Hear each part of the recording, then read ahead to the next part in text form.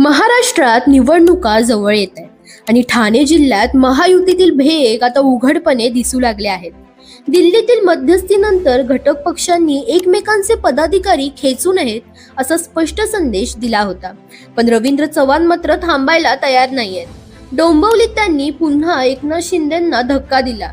शिवसेनेचे दोन महत्त्वाचे नेते विकास देसले आणि अभिजित थरवळ चव्हाण यांच्या उपस्थितीत भाजपमध्ये दाखल झाले.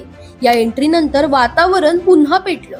शिंदे गटातील काही मंत्र्यांनी तर थेट मंत्रिमंडळाच्या बैठकीवर बहिष्कार टाकल्याची माहितीही समोर येते. म्हणजेच महायुतीची अंतर्गत कुरघोडी आता खुलेपणाने सुरू आहे.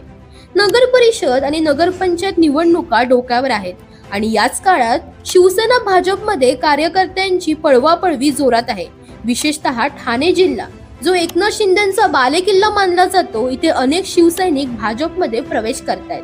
यामुळे स्थानिक स्वराज्य संस्थांच्या निवडणुकीतील राजकीय समीकरणे एकदम बदलू लागली आहेत.